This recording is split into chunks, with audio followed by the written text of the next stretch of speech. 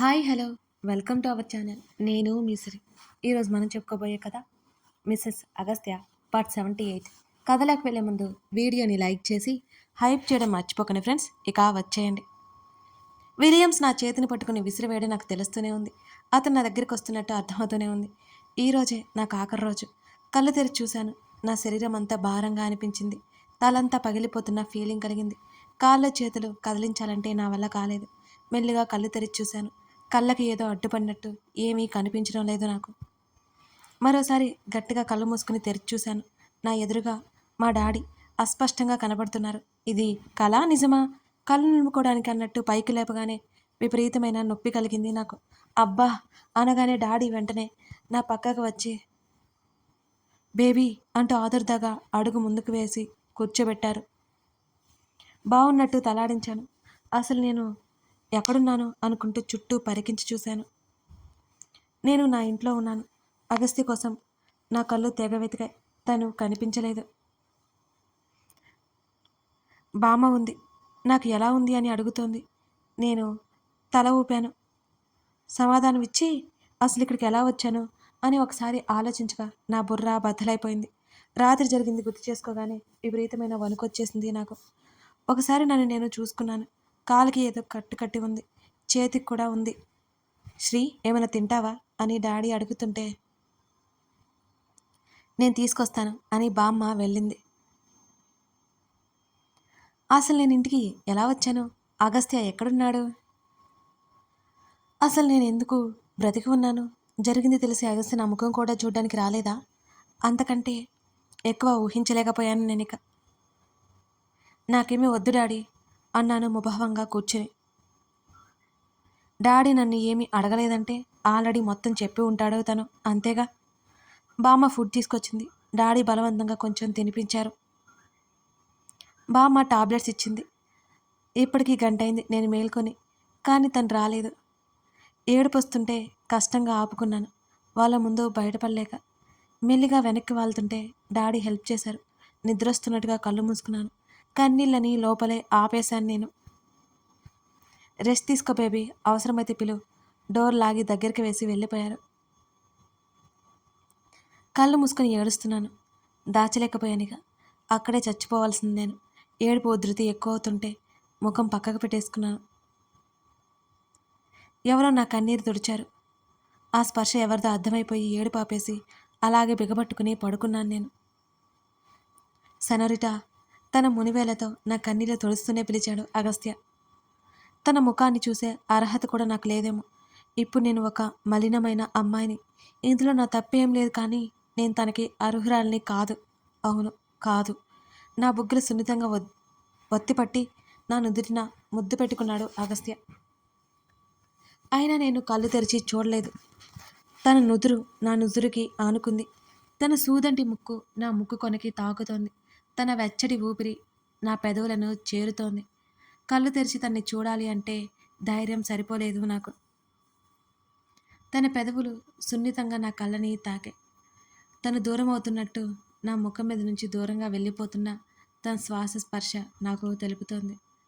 వెంటనే అతి కష్టంగా నా చేతిని పైకి లేపి తన మెడ చుట్టూ వేశాను. షర్ట్ తీసేసినట్టు తన దేహపు స్పర్శ నా చేతిని తాకుతోంది. నాకు ఏడుపు ఎక్కువే. ఏడుస్తున్నానిక. నా ఏడుపు శబ్దం బయటికే భయంకరంగా వినిపించసాగింది. సనోరిటా ఏంటిది? నా చెంపల మీద సున్నితంగా తడుతూ నా పక్కన చేరాడు. నేను ముఖాన్ని మరోవైపుకి తిప్పుకుంటూ తన వైపుకి తిప్పేసుకున్నాడు నా ముఖాన్ని. నన్ను ఒకసారి చూడు. తన సున్నితంగా నా చెంప మీద స్పృశిస్తూ పిలుస్తుంటే మెల్లిగా కళ్ళు తెరిచి చూశాను నేను. తను సరిగ్గా కనిపించలేదు నాకు. తనే కళ్ళు తుడిచాడు. ఈసారి తన రూపం స్పష్టంగా కనబడుతోంది నాకు. బెడ్ మీద బోర్లా పడి తల తిప్పి నన్నే చూస్తున్నాడు. నేను తన వైపు చూడలేక కనురెప్పలు వాల్చేస్తున్నాను. అక్కడి నుంచి ఎలా వచ్చానో నాకు తెలియదు. అంతలోనే విలియమ్స్ గుర్తు రావడంతో మళ్ళీ వణుకు వచ్చేసింది నాకు. సున్నితంగా నన్ను తన వైపుకు తిప్పుకున్నాడు. కట్టున తన చేతిని తన మీదకు వేసుకున్నాడు. నా మెడవంపులో ముఖం దాచుకున్నాడు. మిస్డు సెనోరిటా నన్ను సున్నితంగా హత్తుకుంటూ చెప్పాడు. నాకు ఏడుపు తప్ప మాటలు రావడం లేదు. నా కన్నీళ్ళు చెంప మీదకి చేరిపోతున్నాయి. తను మెల్లిగా తల ఎత్తి నన్ను చూస్తూ, ఏడ్చావంటే ఏం చేస్తానో తెలుసుగా. యమా సీరియస్గా చెప్తుంటే నన్ను వదిలే, నీకు నేను కరెక్ట్ కాదు అని ఏడ్చేశాను. ఏయ్ తిక్కమ్మాయి, ఏం మాట్లాడుతున్నావు? డౌట్ లేదు అని తను అంటుంటే నేను తన వైపు చూడకుండా తన భుజం దగ్గర ముఖాన్ని దాచుకున్నాను.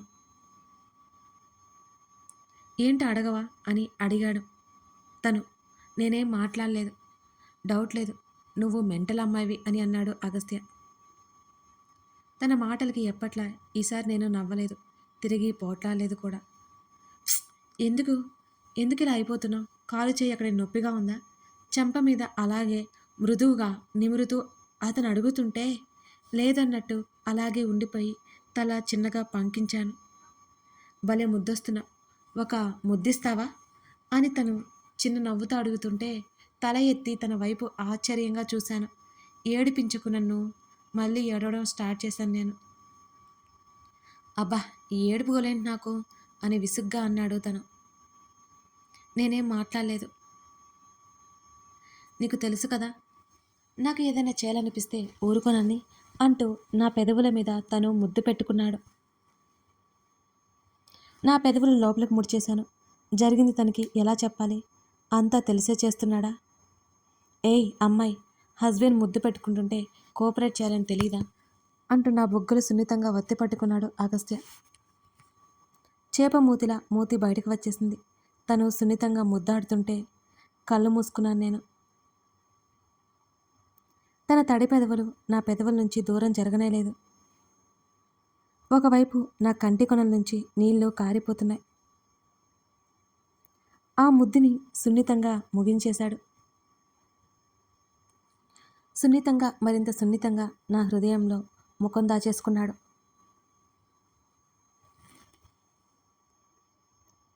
ఈ వీడియో మీకు నచ్చినట్లయితే దయచేసి లైక్ చేయండి. అలాగే మరిన్ని కథలను మిస్ అవ్వకుండా చూడాలంటే వెంటనే ఛానల్ని సబ్స్క్రైబ్ చేసుకోండి. మరియు బెల్ ఐకాన్ మీద క్లిక్ చేయండి ఫ్రెండ్స్. నా ఏడుపుకి నా హృదయం అదురుతోంది. ఎందుకు ఇతనికి నేనంటే ఇంత ఇష్టం? ఇతని కోసం నేనేం చేశాను? ముఖం పక్కగా పెట్టేసుకున్నాను. నా చేతులు కూడా తన మీదకు వేయలేకపోయాను. అధైర్యం నాలో. ఏదో తప్పు చేసినట్టు సిగ్గుగా ఉంది నాకు. నా హృదయం అదరడం తనకి తెలుస్తోంది. మెల్లిగా నన్ను లేపి కూర్చోబెట్టాడు. వద్దు అంటున్నా కాసిన్ని మంచినీళ్ళు తాగించాడు నాకు. కట్టు ఉన్న చేతిని కాకుండా మరొక చేతిని తన చేతిలోకి తీసుకొని, అసలు ఎందుకు ఏడుస్తున్నావు నువ్వు అంటూ మళ్ళీ కళ్ళు తుడిచాడు అగస్త్య. నన్ను ఎందుకు ఇక్కడికి తీసుకొచ్చా? నీకు నేను తగను, అక్కడే చచ్చిపోయి ఉండేదాన్ని కదా అని నేను గట్టిగా ఏడుస్తుంటే శ్రీదా తన నుంచి గట్టి అరుపు వినిపించింది. తనకెంత కోపం వచ్చిందో ఆ పిలుపులోనే నాకు అర్థమైపోయింది. ఏం చేయను నేను అంటూ తన చేతిలో నుంచి నా చేతిని లాక్కుని నా ముఖానికి అడ్డు పెట్టుకున్నాను నేను. వెంటనే తను నా పక్కన కూర్చొని నా తలని తన భుజానికి చేర్చుకున్నాడు. ముందు నీ ఏడుపుకి కారణం ఏంటో చెప్పు అని అడిగాడు అగస్త్య. ఏం చెప్పగలను? మలినమైన శరీరంతో తన ముందుకు వచ్చానని చెప్పగలనా నేను? నన్ను ముట్టుకోకు అని నేను అంటుంటే, ఈడియట్, చంపేస్తా ఇంకొక మాట మాట్లాడావంటే అంటూ కసిరి నా కన్నత మీద ముద్దు పెట్టుకున్నాడు గట్టిగా. తన ఆప్యాయతకి నేను తగునా? తల మీద భారం పడి నేలలోకి కూరుకుపోతున్నట్లుగా అనిపించింది నాకు ఆ క్షణం. చెప్పు సెనోరిటా, ఏమైంది అంటూ నా చేతిని సున్నితంగా అందుకుని నిమురుతూ అన్నాడు అగస్త్య.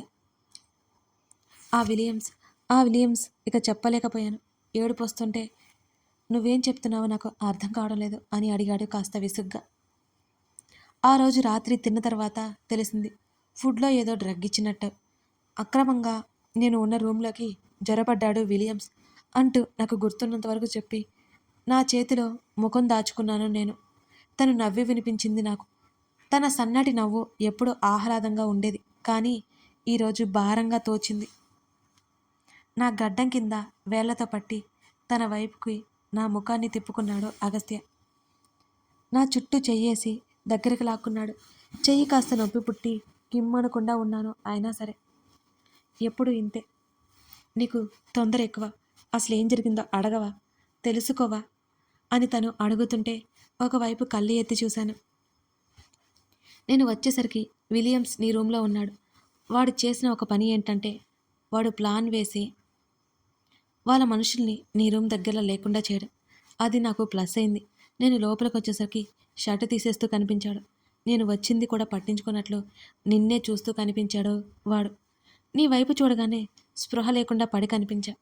నాకు వచ్చిన కోపానికి అక్కడికక్కడే వాణ్ణి చంపేయాలి అనిపించింది కూడా. ఎలా కొట్టానో కూడా నాకే గుర్తులేదు వాణ్ణి.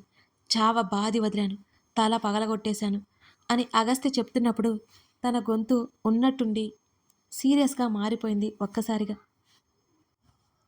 తన ముఖం ఎర్రబడి తన దవడ కండరాలు బిగుసుకుపోయి కనిపించాయి.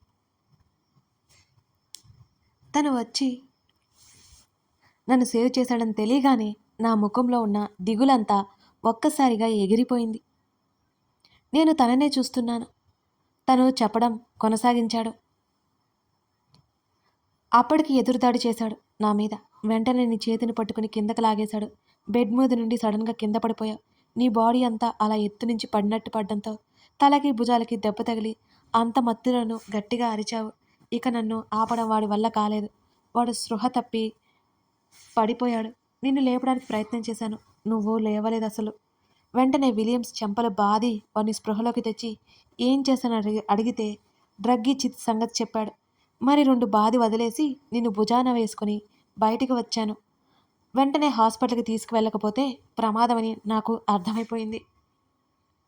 కిందకి రాగానే నేను వచ్చానని తెలిసిపోయింది. వాళ్ళని ఎదుర్కొనే టైం లేదు. అందులోనూ నువ్వు నా చేతుల్లోనే ఉన్నావు. అక్కడి నుంచి చీకట్లోనే ఎస్కేప్ అయ్యాను. బయట ప్రహరీ దగ్గర నన్ను అడ్డుకున్నారు 2 వ్యక్తులు. వెనుక నుంచి బలంగా కొట్టడంతో నీతో పాటు కింద పడిపోయాను. నా చేతుల్లో నుంచి నువ్వు కింద పడి గోడకి తగిలా.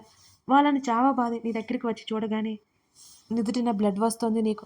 నాకైతే కాళ్ళు చేతులు ఆడలేదు. అక్కడి నుంచి బయటపడడానికి నానా కష్టాలు పడాల్సి వచ్చింది. అలాగే ఎత్తుకుని దూరంగా పరిగెత్తాను.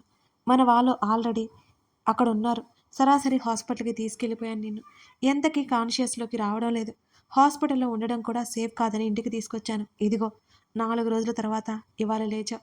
తను చెప్తుంటే ఆశ్చర్యంతో నా కళ్ళు పెద్దవైపోయినాయి. ఏంటి 4 రోజులా అని అన్నాను గట్టిగా. అంత షాక్ తగిలింది నాకు. అవును. తను పెదవి బిగించి భుజాలు కదిలించాడు. తనని గట్టిగా హత్తుకొని సంతోషంతో వస్తున్న కన్నీళ్లకు స్వేచ్ఛనిచ్చాను నేను. నా రావణ్ నా కోసం వచ్చేశాడు. తను రాకపోతే నా పరిస్థితి ఏమైపోయేది? అక్కడి నుంచి బయటపడ్డాను. నేను ఆలోచిస్తుండగానే లైఫ్లో రెండోసారి భయపడ్డాను.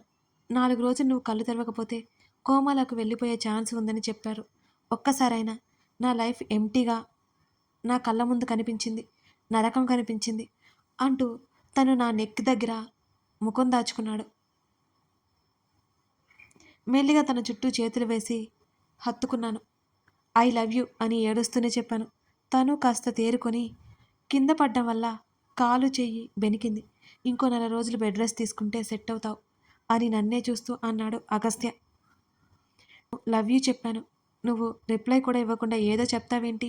నాకు కోపం వస్తుంది ఇలా అయితే. నేను అలుగుతాను అంటుంటే తను నవ్వేశాడు హాయిగా స్వచ్ఛంగా. కథ కొనసాగుతోంది. ఇదన్నమాట. ఇలా శ్రీధని అగస్త్య అక్కడి నుంచి తీసుకొచ్చేశాడు. శ్రీధ భయం మొత్తం ఎగిరిపోయింది కదా ఒక్కసారిగా. డేవిడ్ని అగస్త్య ఏం చేయబోతున్నాడు? డేవిడ్ అన్నట్టు నందిని అగస్త్య దగ్గర ఎందుకు ఉంది? ఇవన్నీ తెలియాలి అంటే ఈ కథను మీరు పూర్తిగా చూడాల్సిందే. Thank you for watching this video.